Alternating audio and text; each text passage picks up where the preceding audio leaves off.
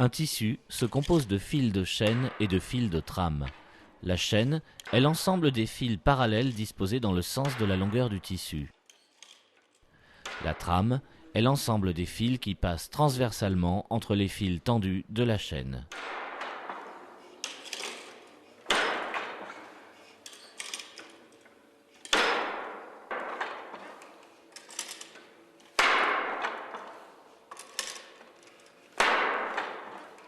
Ce métier à tisser est pourvu de 4 lames. La première et la troisième lame sont solidaires des fils impairs de la chaîne. La deuxième et la quatrième lame sont solidaires des fils pairs. Ces lames sont elles-mêmes reliées à des marches actionnées par le tisseur. La première marche lève les fils impairs de la chaîne, tandis que les fils pairs sont maintenus baissés. Le tisseur lance alors une navette qui contient le fil de trame. Il actionne ensuite la seconde marche qui lève les fils pairs et lance à nouveau la navette qui effectue une course en sens inverse. De cette façon, on encroise les fils de chaîne pour le passage de la trame. On obtient un pas de toile. C'est le plus facile à exécuter. Le peigne sert à maintenir les fils de chaîne régulièrement espacés. Il sert également à resserrer chaque trame l'une contre l'autre avec les coups de battant. Pour faciliter le passage de la trame, on utilise des navettes à main. Leur bout recourbé évite d'accrocher le peigne lors du lancer. Elles sont également munies de roues qui limitent le frottement sur les fils de chaîne.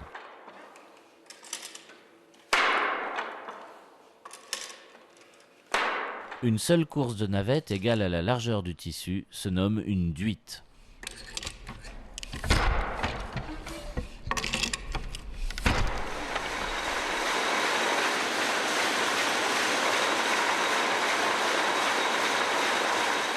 Avant le tissage, la confection de la chaîne est réalisée sur un ourdissoir. Cette machine étale et met en tension les fils de chaîne qui auront tous la même longueur.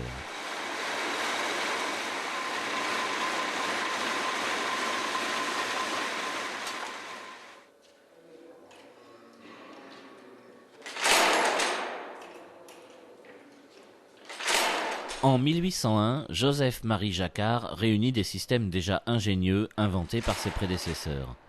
Il les complète les uns par rapport aux autres et construit la mécanique qui porte son nom.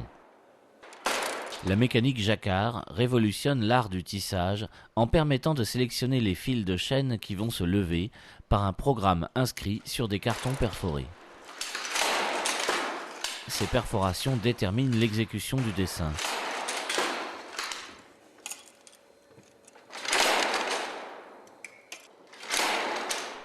C'est l'action du tisseur sur la marche qui fait fonctionner le mécanisme.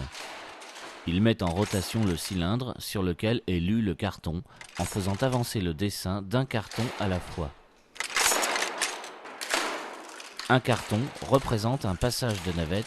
Il est percé d'autant de trous qu'il y a de fils de chaîne à lever.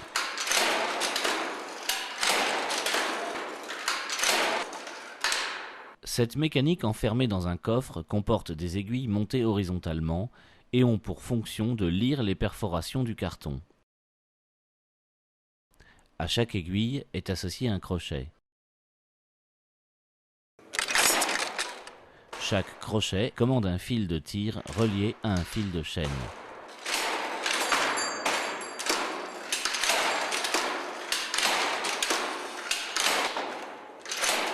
Depuis l'invention de ce mécanisme, le système a été amélioré. Ce principe est connu aujourd'hui sous le nom de système binaire.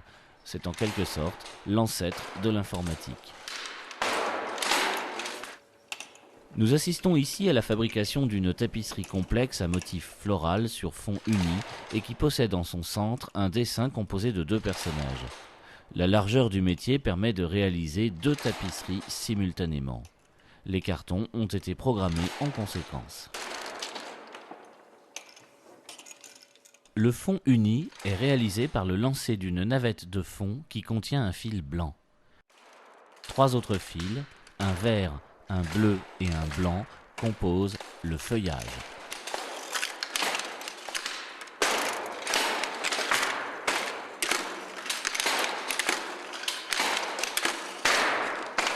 Le lancer des navettes est toujours programmé par un carton.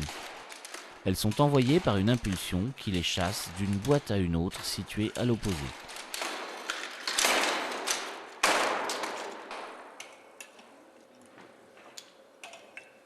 Le dessin des personnages est réalisé par des fils colorés qui, en revanche, ne traversent pas la tapisserie d'une lisière à l'autre. Le tisseur utilise alors une petite navette à main que l'on nomme espolin.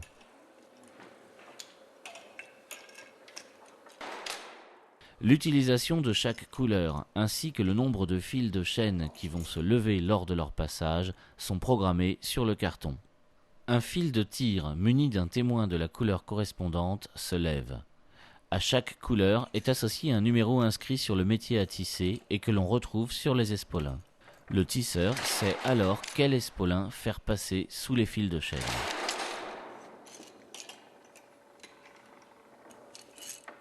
Comme 2 tapisseries sont réalisées simultanément, le tisseur utilise 2 espolins à la fois. Une clochette, toujours programmée sur le carton, prévient le tisseur de l'arrivée ou du départ d'une couleur. Ainsi, seuls les espolins utiles au tissage sont disposés sur le métier. Une chaînette recense toutes les couleurs numérotées ainsi que les matières des fils à utiliser.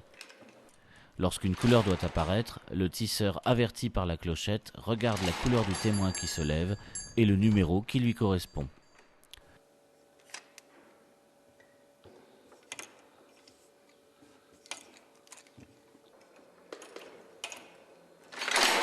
C'est parce qu'il est plus facile de ne soulever qu'une petite partie des fils de chaîne que la tapisserie est tissée à l'envers. Si la tapisserie était tissée à l'endroit, il faudrait soulever tous les autres fils.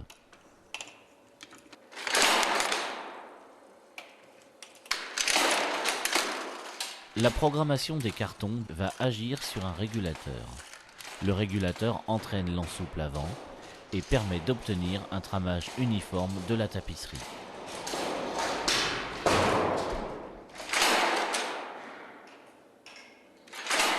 Voyons maintenant comment sont programmés les cartons.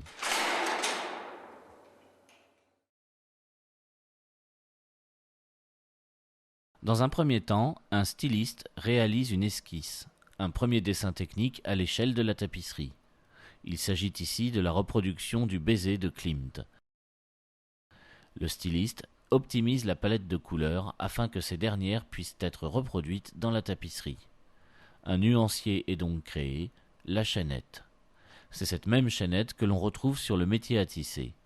Dans un deuxième temps, la mise en carte est la réalisation sur un dessin technique d'un quadrillage plus ou moins espacé qui permet de situer l'emplacement de chacune des couleurs de la tapisserie. Chaque interligne verticale correspond à un fil de chaîne et chaque interligne horizontale à un fil de trame. Sur le pied à lire, le liseur prépare son sample, c'est-à-dire un ensemble de cordes correspondant au fil de chaîne.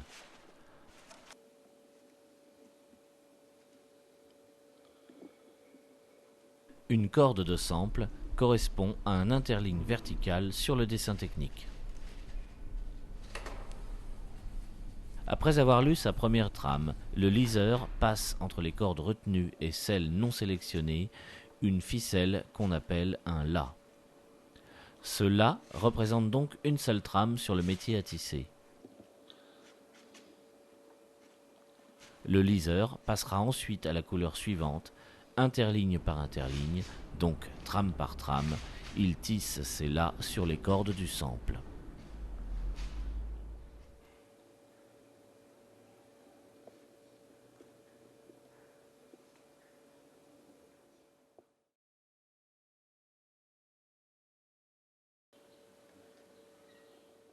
Le sample est ensuite accroché en l'état sur la machine à piquer.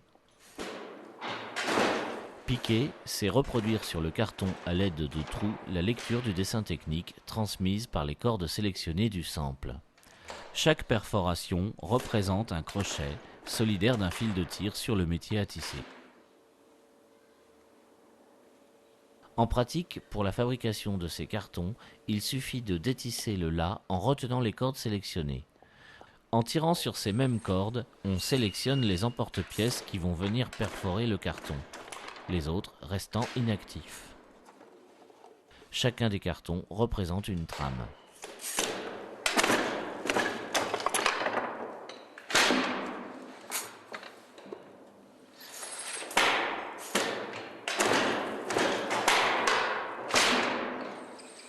Voici la tapisserie du baiser de Klimt achevée.